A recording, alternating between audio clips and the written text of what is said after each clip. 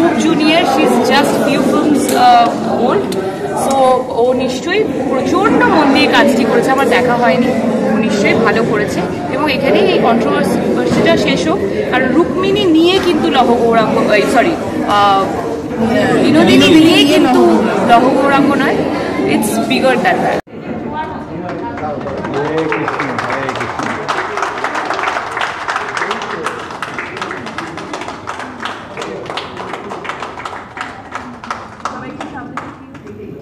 सामने एक बार सामने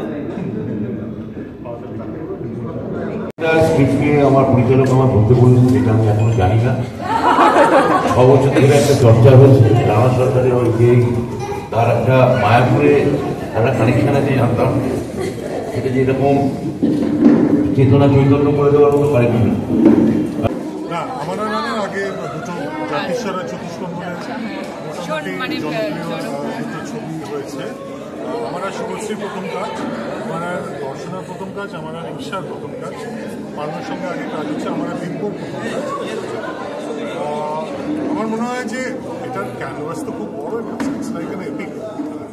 তো এপিকে অবভিয়াসলি এরকম একটা ক্রিকেট টিমে অভিজ্ঞ এবং নতুন একটা সংমিশ্রণ থাকলে টিমটা খুব ব্যালেন্স স্ট্রং হয়, কেন সেটা ভেবেই এই টিমের চয়ন করা হয়েছে।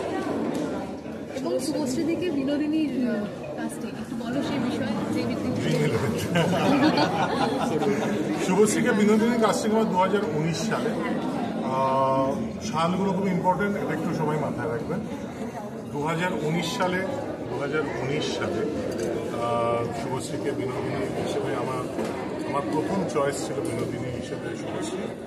সেই সময় আমার বিনোদিনীর একটি স্পেসিফিক গঠন দরকার ছিল, যেটা আমি ওকে বলেছিলাম। ও তখন সবে তো এবার সেইটা নিয়ে আমরা চেষ্টা করেছিলাম সেই প্রেগনেন্সির পর সেই গঠনে কত তাড়াতাড়ি চলে আসা যায়, কারণ টাইম লাইন ছিল, শিডিউল ছিল।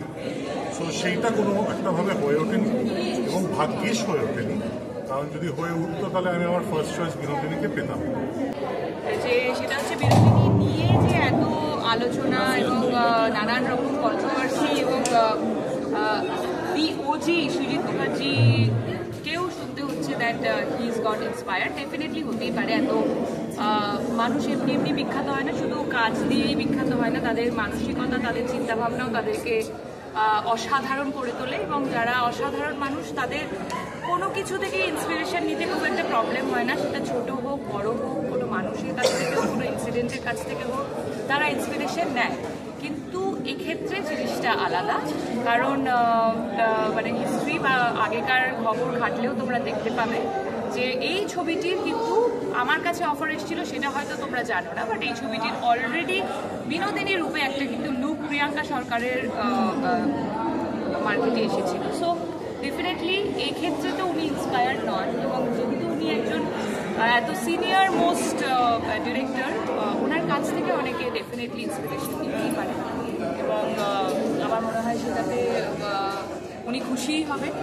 আর 2019-এ উনি 20-তে আমার কাছে অফারটি নিয়ে এসেছিলেন, তার আগে নিশ্চয়ই স্ক্রিপ্ট এবং রিসার্চ ওয়ার্ক করা হয়ে গেছিলো, তাই সেই থেকে বুঝতেই পারছেন যে এই প্রশ্নটাই আর রাইজ হওয়া উচিত নয়।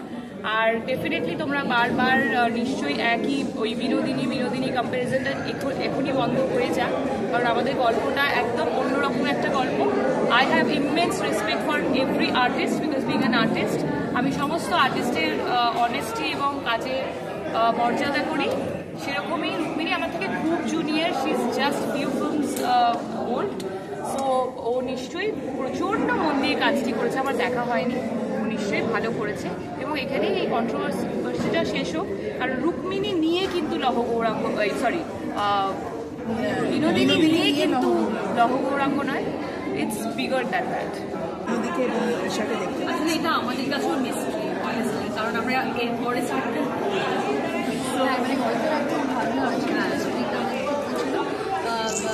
গল্প তো অবশ্যই আমরা বলতে পারবো না, ক্যারেক্টারে বলতে পারবো না। একটা জিনিস বলতেই পারি, সেটা হচ্ছে আমি তুমি একটা স্টোরির পার্ট, একটা তিনটে স্টোরি সাইকেল মানে যেটা বলুন তিনটে যুগের গল্প, মানে প্রত্যেকটা ভাগে যে গল্পগুলো রয়েছে তার একটা ভাগের গল্পটাই আমি আচ্ছা তো যেহেতু শুনলাম যে দিব্যজ্যোতিকে অনেকটা চেঞ্জ করতে হয়েছে, দিব্যজ্যোতি অনেক কিছু 6 মাস ধরে, তোমাদের সেরকম কোনো প্রিপারেশন নিতে হচ্ছে সেই চরিত্রকে না? কোন সময় মানে অফকোর্স পড়াশোনা করতে হবে, হ্যাঁ, বাট ওর মতো কারণ ও তো আই থিঙ্ক ওটাই ওর ভারী চৈতন্যদের, তো ওর দায়িত্বটা সব থেকে বেশি, হ্যাঁ একটু কম সেই ভারীটা। ডেফিনেটলি এটা অনেক বড় একটা যুদ্ধ, এটা এক্ষুনি দাদাও তাই বললেন যে এটা অনেক বড় একটা যুদ্ধ, এবং এত বড় একটা যুদ্ধের পার্ট প্রথমবার হচ্ছি, এবং অনেক বড় দায়িত্ব, মানে অনেকটাই বড় দায়িত্ব আমার দেওয়া হয়েছে। আমি জানি না আমি কী করবো, বাট আমি চেষ্টা করব যে আমি এতদিন যেভাবে চেষ্টা করে এসেছি আমি আবারও চেষ্টা করব যেন আমাকে যে কাজটা দেওয়া হয়েছে, এতজন মানুষ বিশ্বাস করে আমায় যে কাজটা দিয়েছেন, আমি যেন তাদের মান রাখতে পারি। তো এটাই আমার প্রচেষ্টা থাকবে সবসময়।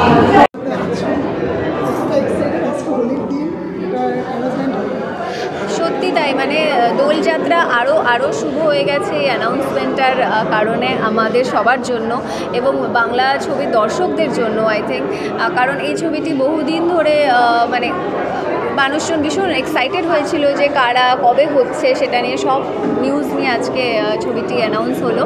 তো আমি ছবির পার্ট হতে পেরে আই এম ভেরি এক্সাইটেড, আমি আরও বেশি খুশি, আরও এক্সাইটেড, এবং আমি ওয়েট করে আছি যে কখন ছবিটার শুটিং শুরু হবে।